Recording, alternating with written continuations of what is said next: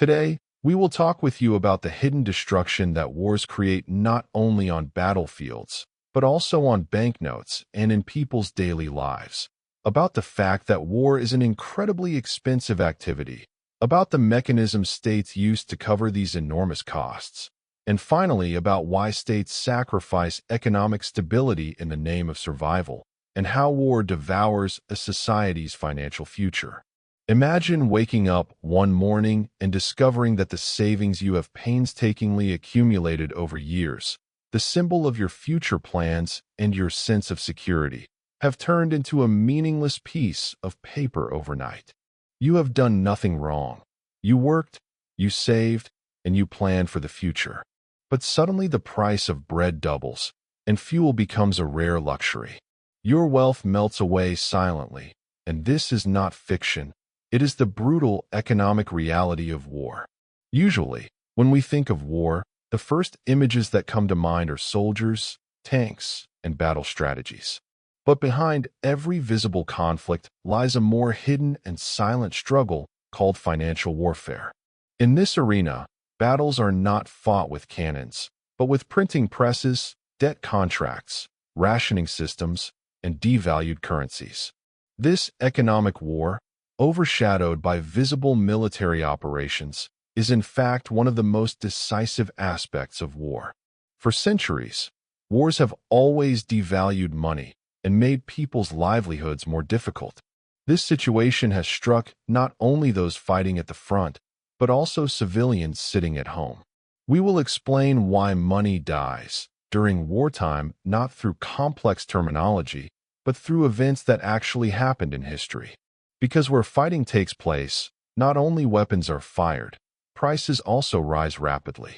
Historical analysis shows that war is not merely a clash of armies, but also a test of endurance for the state budget and the national currency. At the core of this test lies a bitter truth. War is unbelievably expensive. Even before the first bullet is fired, governments face a frightening question. How will such massive resources be financed? In peacetime, the normal tax and trade revenues that keep a state afloat become insufficient the moment war begins.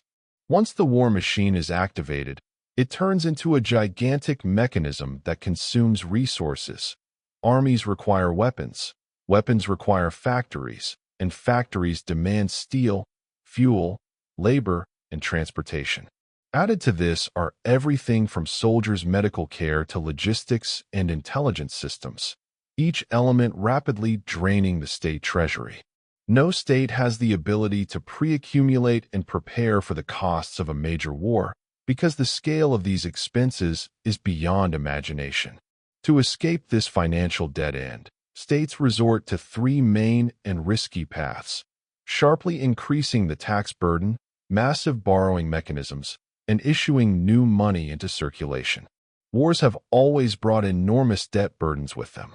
During the Napoleonic Wars, Britain; during the First World War, European states; and during the Second World War, the United States borrowed unprecedented amounts from foreign creditors and banks and issued war bonds to cover military expenditures.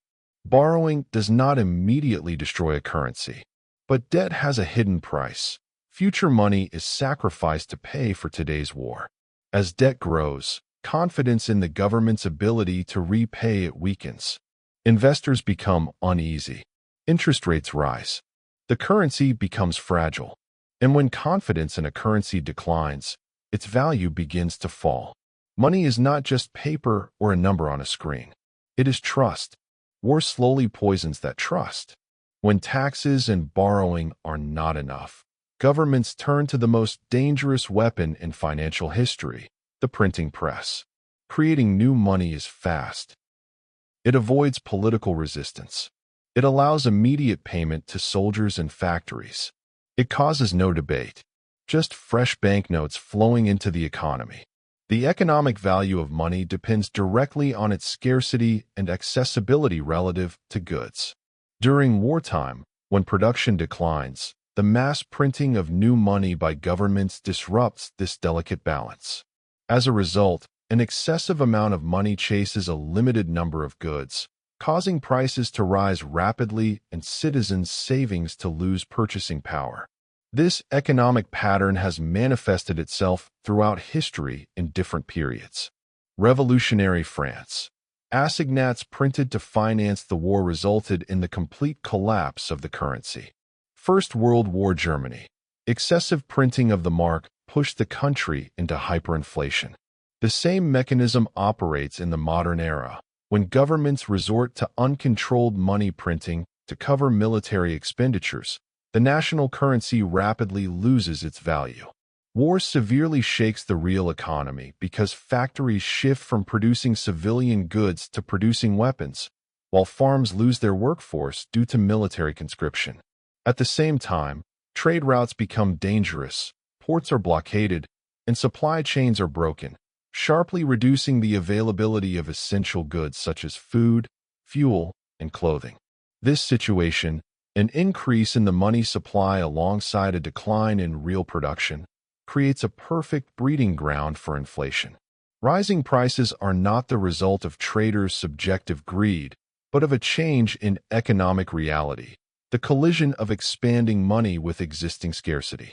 During wartime, the transformation of human psychology leads to sharp changes in economic behavior. Fearing shortages, people begin hoarding goods en masse and convert their savings into assets they perceive as safer, such as gold, foreign currency, and real estate. Mass withdrawals from banks and the emergence of black markets increase instability in the financial system.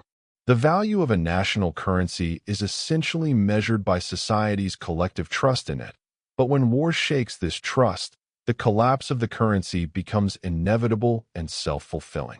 The only thing that preserves the value of money is the belief that others will accept it tomorrow.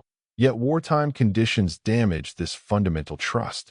There is no clearer example of this than Germany after the First World War. To finance the war, Germany borrowed and printed money. When the war ended, the defeated state faced heavy reparations payments. Instead of cutting expenditures, it printed even more money. By 1923, prices were rising so fast that workers were paid wages twice a day. Children played with worthless banknotes. Savings vanished overnight. The war was over, but the financial war continued. A nation is destroyed not only by defeat, but by the collapse of its currency. Even at the most advanced stage of modern banking systems, the economic laws imposed by major wars remain stable. Conflicts force states to sharply increase budget spending, take on heavy debt obligations, and uncontrollably expand the money supply. This process both cripples production mechanisms and severely damages investors' confidence in the economy. Although today's financial instruments are more complex, the final result is historically unchanged: the weakening of the national currency's purchasing power. Inflation sometimes appears hidden and slow, sometimes destructive and rapid, but the devaluation of money is always inevitable. Inflation created during wartime is, in fact, a silent and hidden tax collected by the state from its people. This form of taxation is not formally debated in Parliament, but manifests itself through rising prices and the erosion of citizens' savings. Every new banknote put into circulation is a claim against goods that may never even exist in the future. Every debt created in this process is a heavy obligation and promise imposed on future generations. War does not only destroy soldiers on the front and physical resources, it also shakes the financial pillars and economic future of societies. If war destroys money, why do states choose this path again? Because in a struggle for survival, immediate survival is prioritized over long-term stability. Governments consider inflation a smaller problem than defeat. A collapsed currency can be rebuilt, an occupied state cannot. This is the principle of the gamble played by leaders. Win the war now, deal with inflation later. History has played this gamble many times. In peacetime, money appears permanent, solid, reliable, predictable. But in war, money becomes fragile, a promise tested by fire. Empires fall. Borders change. Cities are rebuilt. But one silent victim always remains: the value of money. Understanding this hidden battlefield is the key to understanding how wars reshape history. Thank you for watching us.